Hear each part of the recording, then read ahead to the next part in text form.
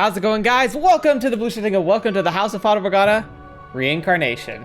Oh, this is a bit of a surprise. I intentionally didn't say I was going to be jumping right into this, but I did a little finagling, did a little research, found out I have a way of accessing this, I have a way of playing it. It's only on consoles, but you know, I have consoles, so here we are. Now, I had a little bit of advice from somebody who noticed my announcement at the end of last House of Fata Morgana episode that we were going to be jumping right into this before I move on to something else. So they recommended before we actually start Reincarnation, we go through some more of the short stories. And I've done a little bit of a peek through here, and I've determined that that is a good idea. Being able to go, Jesus, exciting music right now. There are a lot, it's like short stories. I'll actually show you here. So we head down here, so you can see it has all the games. House of Fata Morgana, I recommend for goodness since Reincarnation is the new one. And then short stories. But you click on in short stories, the vast majority of happenings in this world are not recorded in stories, either too trifling to add no meaning to our lives. These facts of life are coldly cast aside with no tiny slavery worthy enough. Each day we relentlessly discard unnecessary fragments of our lives, fragments forever lost to the ether, and we continue to the very moment of our death. It certainly is inevitable as death itself. The tales afforded not their moment in the limelight, left to waste away in obscurity. It kind of did this before when it talked about the short stories in Requiem. But, as you can see, we go into here, there are several titles that you can recognize. A great example is The Painting's Ramblings. We just covered that. But yeah, so I need to go through and figure out which of these I haven't covered yet. Oh gosh, there's so many. And they recommended that we go through that we go through these before, because I'm guessing Reincarnation could make references to other things in the side stories, because I think the side stories came out before. So I'm gonna have to go through this and figure out which ones we have and have not covered, and we're going to be jumping through all of them. I imagine that they're going to be fairly quick, though goodness knows how many episodes this is going to end up taking, and then we will go back and we will finish and do Reincarnation. You know, which is super recently released. As in, I think this came out last year or something. I don't know. Maybe Japan it came out earlier, but yeah, we're going to be able to see some of this stuff, which will be real exciting. So, yeah, I'm looking forward to doing all this and kind of showing you what we're going to be covering. So sit back, relax, hope you enjoy. I don't know, grab a snack or something. I don't know how long we're going to go for tonight, but yeah. Oh yeah, then the other things too. So inspect your memories is kind of just looking through stuff. Chapter selection, it kind of lets you pick up a story in a certain spot, but also summarizes the stories. Configs, obviously extras will happen when we finish, so I'll have to see if I might have to blast through the first two on my own just to do that. And then backdoor is really interesting because this actually does a really cool thing where it lets you answer questions based on the core plot of the games, and based on whether or not you can answer them correctly, it's whether it unlocks the rest of it. Because it's about the core game. They want you to play the core game first, obviously, because everything else kind of hinges on it. So they say, hey, if you can answer these questions and prove that you understand the plot in a way that like the questions are vague enough that it should avoid major spoilers, it lets you have access to the rest of it. So that's what I did. I went through the questions and I was able to get access to the full game. But yeah, it's really neat how they did it like that. Obviously, they care a lot about their story and development. So I gotta say again, if for some reason you're stumbling on this, maybe you saw Reincarnation and you're like, oh, I wonder if I should buy this. You have to start with the House of Fata Morgana core. I covered on my channel before. If you have to watch it before you decide you want to play it or into something on your own, I highly recommend you check that out. It should be easy to find. I bet you there's even a link in the description. I should remember to put one in there, so just keep that in mind. If you haven't read that, please go read that. If you haven't read Requiem for Innocence, please go read that. This is supposed to be a capstone to the whole series, so you are in deep water if this is the first time you've ever heard of the House of Fata Morgana, but it's such a good series, such a powerful series. I don't want to spoil it for you. You shouldn't want it spoiled for you. I think we should just jump in. But anyway, hope you guys are having a great day. Hope you guys are excited. Enough rambling. Let's just jump into this while I hunt down which short stories we're going to be covering. So let's see what happens.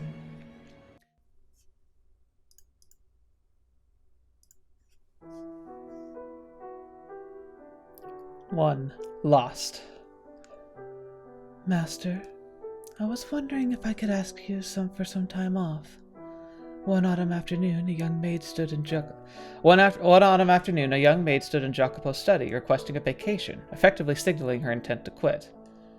He lit a cigar with practiced motions, took in a deep breath, and then blew the smoke out in a long, slow stream. Again, he thought, making sure not to let it show on his face. "What's your reason?" he asked. "Not satisfied with how you've been treated. I feel we've been quite generous." "Oh no, not at all," she said. "In fact, you have been much better to me than my previous house. I have no complaints about the treatment I have received." "Then why? If I knew you would quit so soon, I never would have hired you in the first place. But you've just started showing some improvement. Now all that time and money's gone to waste." I'm sorry."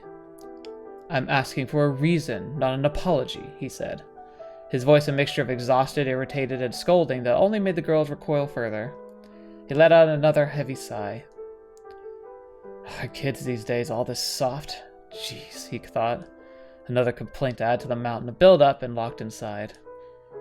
"It's because, Out with it.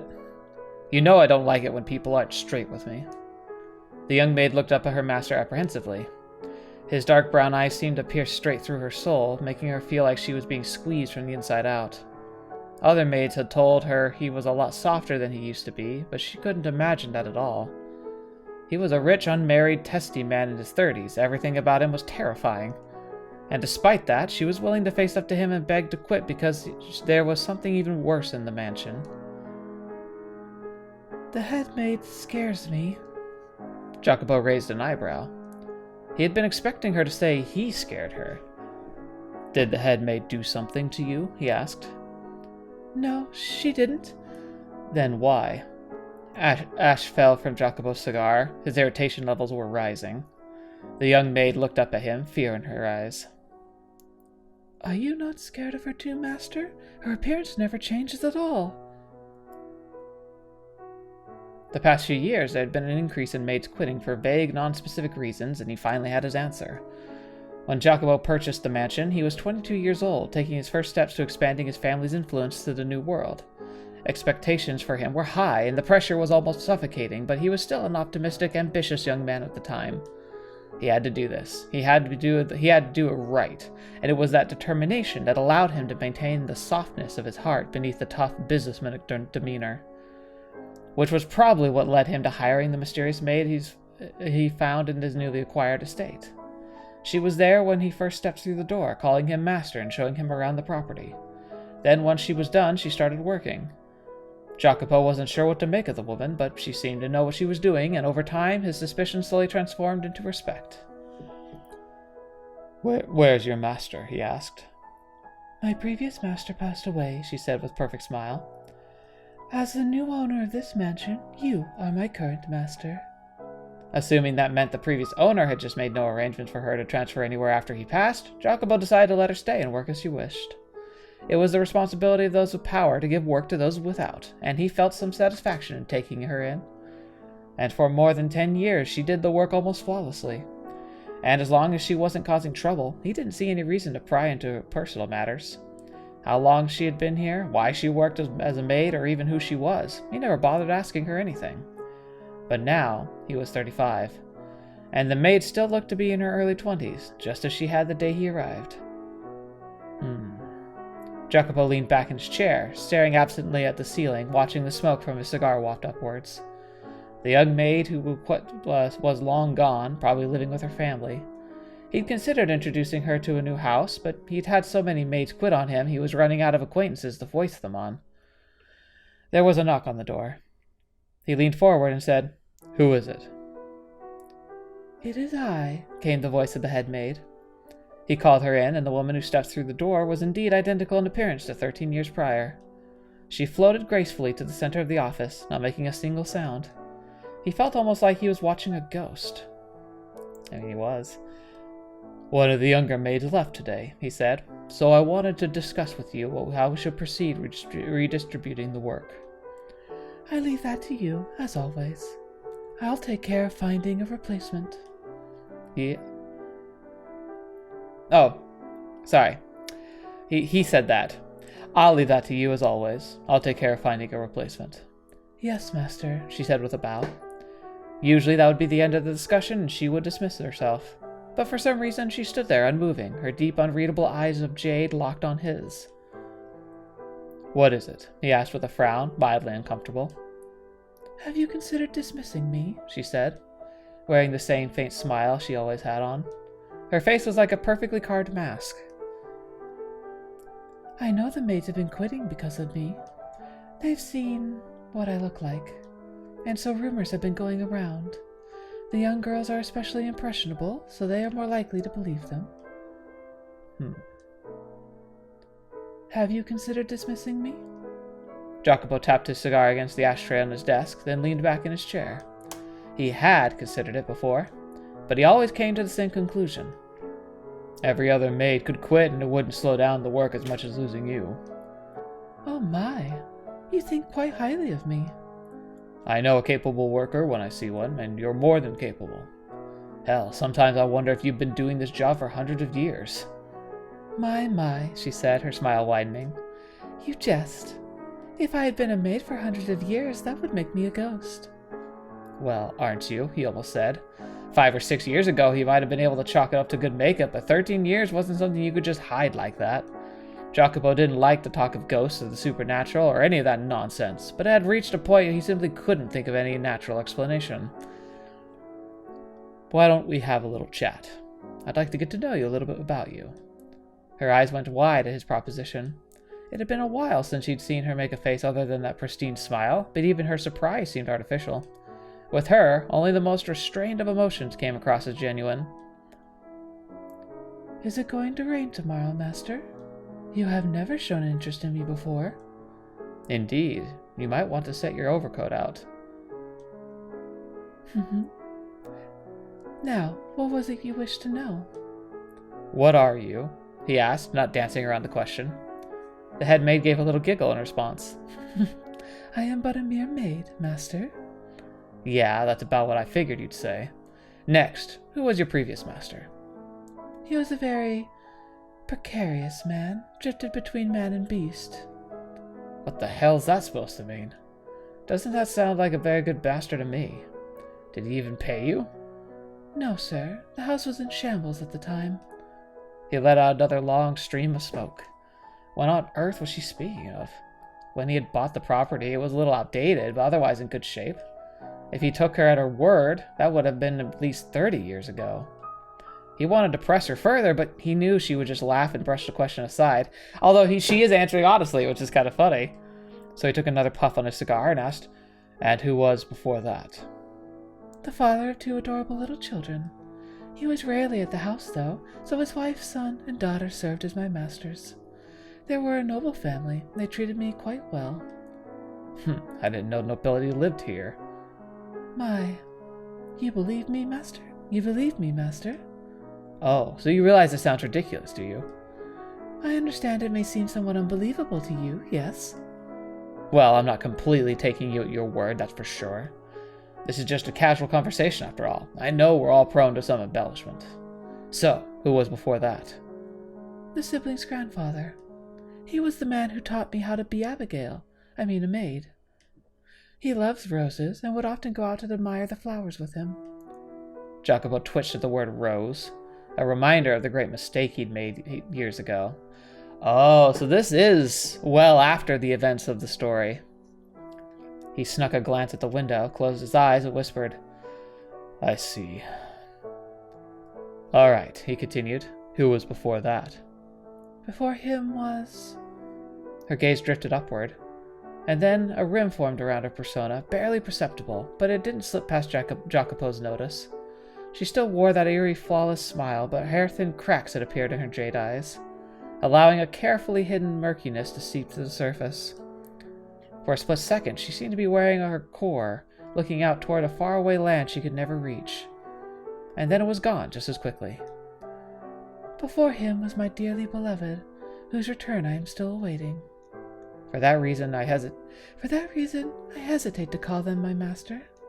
I am terribly excited for their eventual return, though. Sounds complicated, he said. I won't pry any further. She gave a wide smile. It was best to just leave it at that, he thought. There weren't friends. She was a maid and he was her master. Next question. And I don't know how I never asked you this before, Jacopo said, letting it hang in the air for a second. What is your name? Saying it out loud only emphasized how ridiculous a question it was. He'd had this woman in his hire for 13 years without so much as knowing her name. With every other maid, he knew their names, age, family histories, and more before they even signed the contract.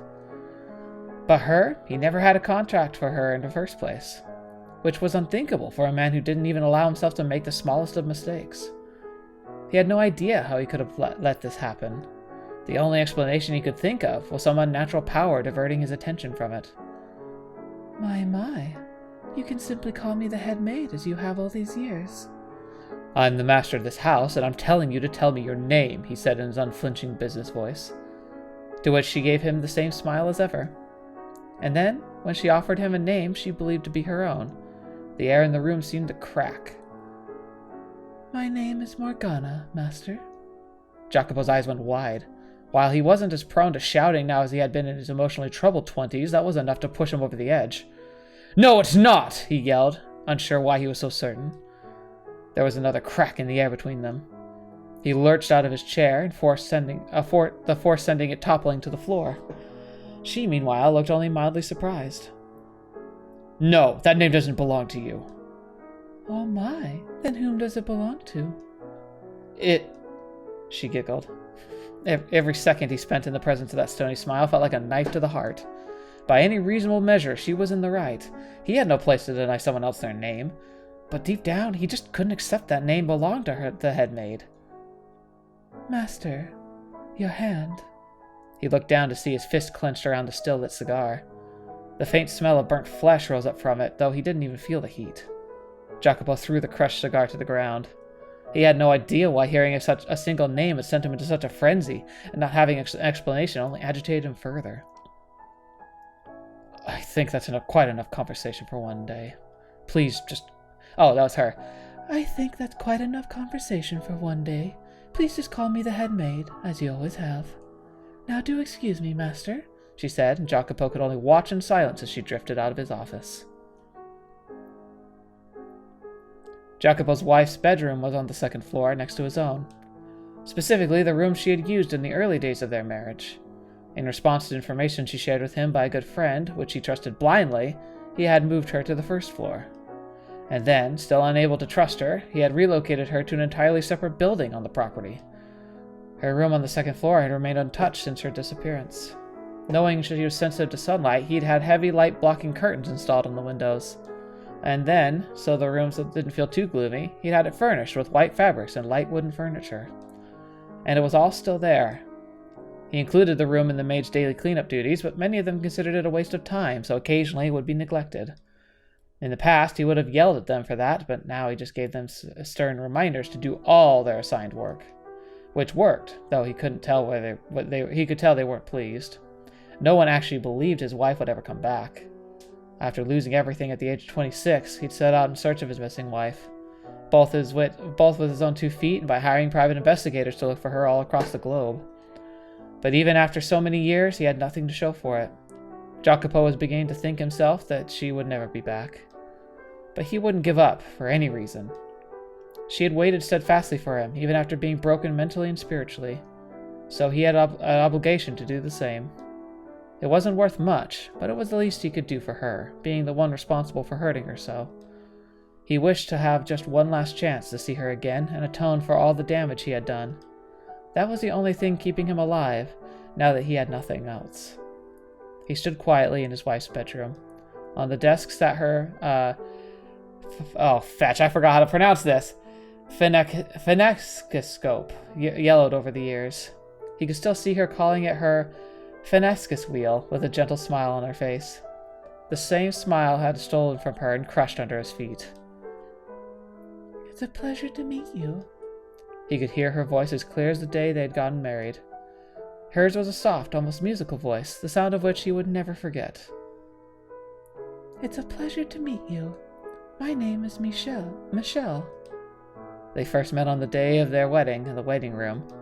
She was wearing a veil at the time, so it wasn't until they made their vows that he saw the brilliantly affectionate smile on her face. A perfect match for her name, he thought, which came from the Archangel Michael. There was no one for whom the angel's name was more appropriate. But now the pieces had come loose with the headmaids and earth-shaking proclamation, and they were coming together to form a different picture altogether. On the day Jacopo met his wife, somewhere deep down, he felt as though he had known her sometime long, long ago. That he had been searching for her the entire time and had wanted nothing more than to bask in the light of that smile once more. And he would do anything to make sure she never lost it again. He saw a vision of a forlorn graveyard he had never seen before. A young girl crouched before a makeshift headstone, turning back and looking at him. Her smile, the same as the woman he had married. His eyes went wide as he thought of what he was crying, but they were perfectly dry. He had long since lost the ability to weep. Was Michelle really your name? Jacopo's soul was bound by 2 sets of chains, weighed down by 2 great transgressions. He could feel them both distinctly. He understood how terrible the things he had done were, and that he deserved no redemption. A few days later, Jacopo was returning from an on-site inspection and decided to pass through the garden on the way. A woman with long black hair crouched before a small flower bed, practically blending into the night. Hearing her master's footsteps, she stood up, brushed it off her skirt, and gave him an ever-flawless smile. Good evening, master. What brings you to the garden this evening? I was looking for you, he said. Oh my, you have not been yourself lately, sir. Is it love? Because I am afraid my heart already belongs to someone else. That's not funny. My heart's already taken too. And not by you. She giggled impishly. You are quite right, master. You would never tell the object of your affection I was looking for you. Hey, that's your boss you're talking to. Jacopo sighed, glancing over at the flower bed. The whole area had once been magnificent rose garden, but he had ordered it destroyed 9 years earlier. Enough time had passed that he was able to grow out his irrational hatred of flowers, though. And so it was that the head maid's efforts that had brought it back to life, though on a smaller scale for the time being. I apologize for what I did to the rose garden, he said, which elicited a bewildered stare from her. His gaze still averted, he continued. You were fond of the roses too, weren't you? You mentioned coming out to look at the flowers with one of your previous masters. The nobleman, wasn't it? And now that I think about it, you were the one who looked after the garden the most as well. The head maid let his words hang in the air for a few moments, then gave him a quizzical look. What's gotten into him, she thought. But giving it a bit more consideration, she understood. He had plenty of time to reflect on his mistakes, so perhaps an apology was not so surprising. She had grown so numb to the passage of time that she'd forgotten Jacopo was just a youthful businessman still getting his feet under him when they'd first met. So green that he had not seen no trouble in hiring a mysterious maid who refused to talk about herself, eventually assigning her the position of head maid. Power, influence, business relationships, restless nights, constant betrayal, the pressure of the life he'd chosen had corrupted him. And then, in the wake of the great tragedy, he'd managed to rid himself of some of that corruption. But only after he had lost the 2 people whom that change would have mattered most. You need not apologize to me for anything, she said. As a matter of fact, I bear some fault myself for failing to see the truth. I could have stopped you, master, and I could have prevented the destruction of the rose garden, too. You're just a maid, he said. You weren't in no position to see anything I couldn't. I should have caught to Aunt Maria's scheme sooner, and I should have trusted my wife. The truth I failed to see was not theirs. It was yours, master. Mine? Yes, I failed to see the kindness and love in your heart. Jacopo glared at the smiling head maid like she just told an offensive joke. If that were true, I wouldn't have been so obsessed with money and personal gain. I wouldn't have killed my closest friend, and I wouldn't have abused my wife. Were your monetary desires truly as selfish as you claim? He clenched his teeth, turning away from her clear jade eyes. He felt like she was looking straight through him. You wanted the money, she said, for your homeland, for family, for friends, for your beloved. Am I mistaken? Yes, you are, he spat. While it was true he'd wanted money for all those things, they were not his only motivators. He'd also wanted it for the power, to put himself on top of the world, safe from anyone who would betray him. But eventually, money and power changed from the means to the goal itself, sending him far off the path. Had he simply kept his eye on his true objective rather than obsessing endlessly over how to protect himself, he could have done more for both Maria and his wife. The head maid gave him a somewhat melancholy smile. If you so insist, master, then yes, I am mistaken. Nonetheless, it is all the past now, and neither of us can take back the choices we made then. Precisely. He could say it was all supposed to be for his wife or Maria, but what would that accomplish? Nothing. Allegedly noble intentions didn't excuse the kind of pain he had caused. He let out a short sigh, casting all those thoughts aside. I was looking for you because I need you for something. Yes? What can I help you with? She asked. He turned his gaze toward the mansion, staring at the tall, long-abandoned tower. It seemed almost radiant in the light of the full moon. Come with me. I need a drink. When Jacopo purchased the mansion, it had already gone through repairs to bring it up to a habitable condition. There was just one area that remained conspicuously in disrepair. Initially, he was planning to have the strange, decrepit tower demolished. There was no point in having it repaired only to sit unused, so he wanted to replace it with something actually useful, like a storeroom. But for some reason, which he still didn't understand, he could never bring himself to destroy the tower. The entrance to the tower was at the back of what he called the Second Great Hall, a mostly unused hall near the back of the property.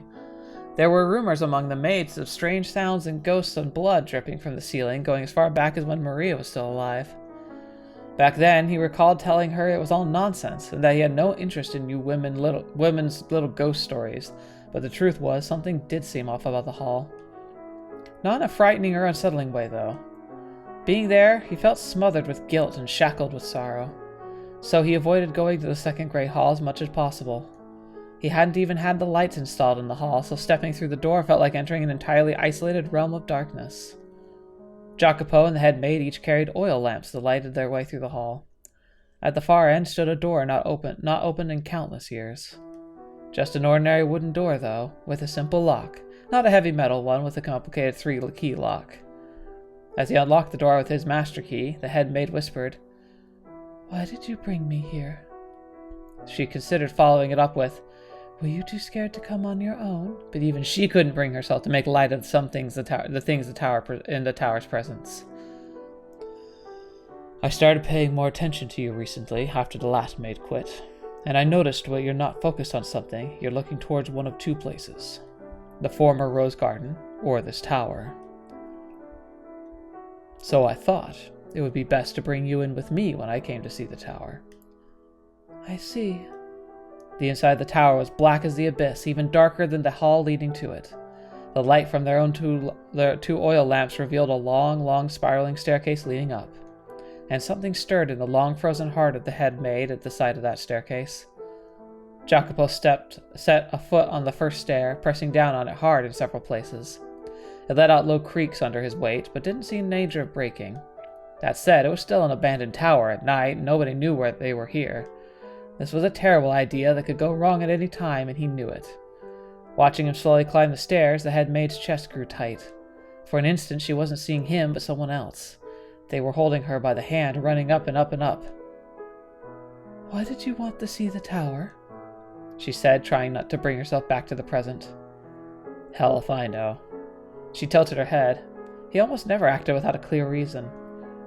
All I do know is, I got the strangest feeling I would find something about myself here. "I see," she said, putting on a smile. "I too have a strange feeling that I'll find something of myself here." Climbing the decaying staircase was a long and arduous process. Every so often they passed a window carved out of the stone wall. The light from the moonlight illuminated the path before them, guiding sinner and prisoner ever upward. Interesting. Sinner and prisoner. After more revolutions than the head maid was able to count, the end was finally in sight. But there was one final obstacle before they could reach the door at the top. The next section of the staircase had collapsed. "Shall we head back?" the head maid asked. If they were to attempt to proceed, one of them would undoubtedly slip and fall straight down to hell. Surely Jacopo had realized there was no way forward and give up. But she was wrong. Leaning against the stone wall for support, he placed his right foot on what little remained of the next stair, and then he carefully guided his left foot to the next. Holy crap! Several slow, meticulous steps later, a chunk of stone gave out under his weight, tumbling downward into the abyss. But even that was not enough to stop his determined progression. She watched him in silence. She was not afraid that he might fall, however, because if that were to happen, then that simply meant he was fated to die here. It was an insignificant detail to her. As long as she was able to wait for her beloved to return, nothing else mattered. But he made it across the collapsed region unharmed. It seemed like the mansion was not ready to be rid of him just yet. He turned around, shining his oil lamp over the gap. "You're free to wait there." "No, no," she said. "I will accompany you." She then gracefully lifted her skirt off the ground and followed the same crumbling path across the chasm he had. When she finally made it across, he gave her a smug smile. "Damn, and here I thought you were going to float across like a ghost. I guess you really are alive." To which she responded with a little smile. They resumed their climb, soon reaching the top level of the tower. Okay, I'm not sure I'm prepared for what's going to happen here. What's going to happen here? They resumed their climb, soon reaching the top level of the tower. Beyond the door, half rotten away, sat a chamber with a single wooden window high on the wall. Through it shone a pillar of moonlight. The two of them entered the chamber, proceeding to the center of the room. The air inside was far colder than the autumn night they had left behind. It chilled them both to their bones, to their souls. Jacopo stood in place, gazing up at the window for some time. Then he walked up to the stone wall, dropping to his knees in front of what appeared to be nothing at all. He traced the irregular surface with his fingers, his hand slowly forming into a fist and dropping lifelessly to the hard floor. He could hardly see a trace of the powerful, wealthy businessman he was in that slouched form. He seemed so much smaller, on the verge of withering away. "Did you find that something about yourself here?" she asked, her voice carrying well in the cold, empty chamber. "Yeah," he said, his voice shaking. There was a far more contained in that simple syllable than she could have ever hoped to discern. For a moment she thought he was crying, but from the glimpse she caught of his face, his eyes were dry, though he looked pale as a ghost. She stepped toward him, gently placing her hand on his back. And then she spoke, breaking her personal vow to remain an observer. "If you wish to end your life here, I can offer you my hand." The man spun around to face her. There was neither anger nor surprise in his eyes, though. "Why would you say that?" "I do not know," she said. "Seeing you there on your knees, the words simply came out. I felt as though that was what you wanted." She lowered herself to her knees as well, so their eyes were at the same level. He flinched, but did not avert his gaze from hers. "You're right," he muttered, barely audible. "There was a time when I did want that. A long, long time ago. But still, I descended those stairs. I couldn't let myself toss aside what I had sacrificed everything to obtain." "Even knowing there were only suffering to be found at the bottom?" "That's exactly why. I had to own it. Just like I have to own my mistakes now." "I see. Then I shall observe and see where this path takes you." Ah, what a wretched man, she thought, smiling. She was an experienced enough maid to know that to keep that thought to herself, though. And she herself was also a wretched woman who had wanted to die alongside her love at the top of this very tower. But in her broken mind, those memories had been transformed into a fairy tale. The full moon had begun its descent by the time they left the cold chamber. At the collapsed section of stair, Jacopo crossed first, as he had going up. The head maid then moved to follow after him, but was instead greeted to his hand extended across the gap. She tilted her head. Obviously, he was offering her assistance in crossing, but she had made it over with no difficulty first time, so she couldn't understand why. Not to mention, the master of the house had no obligation to help a lowly maid. But bathed in the glow of the moon, her hand stretched out to take his, before she realized what happened. They had both lost those they cared about most, and when their fingers touched, he saw a bright, spirited young woman with an infectious smile, and she saw a kind-hearted and sometimes sarcastic young man. Giselle and the slave, vestiges of their long-forgotten selves, burst forth at the tiniest, most insignificant of moments. Michelle, to tell you the truth, I wanted nothing more than to descend these stairs with you hand in hand. Morgana, to tell you the truth, I wanted nothing more than to go back to those days when I could still take your hand. By the time the head maid had made it across the collapsed stairs, the shadows of their old selves had disappeared without a trace. Only the maid, who always wore a smile, and a forlorn businessman remained there in the tower. A faint connection had formed between them, though. A shared isolation and emptiness, and empathy, and similarly damaged souls. But that too would fade in time. Their connection is fleeting as an autumn night. With him leading the way, and her following behind, they descended the spiral staircase together. And what about you, he asked. Were you able to find that something about yourself here? Yes, she said. I believe I did. But I fear it will slip through my fingers again before long. You never struck me as the forgetful type. I have been for some time. I have no room for my new memories anymore. Well, that's probably for the best, he said. It would be best if you forget what you found here as well. It would be best if you forgot what you found here as well. Not a chance. My, she said. You are quite an intraceable one. I could say the same about you. Say, Master. What is it? I want to tell you something before I forget the things I felt tonight. Yeah? I was not terribly fond of you when we first met. Huh, that sounds about right. But that is not true any longer. Is that so?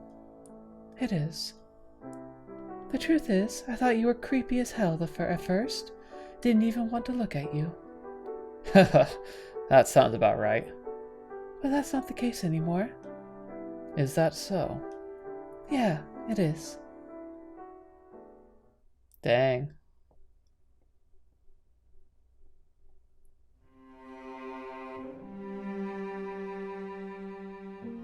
So that was Lost, and so next is Pain. Part 2, it sounds like. So it sounds like we will see maybe the conclusion of their two stories. But yeah. Alright, I think that's where we're going to end for today. It's a little bit of a shorter episode, but I mean, it's like the perfect length. It was like beginning, ending, conclusion. It's all done. So thank you so much for being here today. Thank you so much for joining me. Thank you to the patrons who continue to believe in the channel. And I hope you guys were all kind of excited about this. I know some of you are struggling to be able to play this or haven't had a chance to play it. So this is your chance to kind of see what it's going to be all about. And I know it's a little sad that we're not getting to the real juicy stuff, the actual core reincarnation. But I think I agree. Reincarnation being what coming after all these short stories, there could be references to characters or events that happened in the short stories that we might not want to miss if we read like the kind of the capstone piece of Fata Morgana, unless they make more. But I imagine that reincarnation is like a real concluding story. It just feels like it would be. So, but we'll have to see. I'm sure there's another backstage we get to enjoy at the very end of all of this. So hope you guys enjoyed. Hope you guys are looking forward to it. You see what we got. So we got Pain, and I gotta check these ones too. But I think like Boy Meets Girl could be Ever After maybe. But Silent Night, Lonely Night, Scarlet in the Coffee House, A Ghost of an Excuse, and then all of these.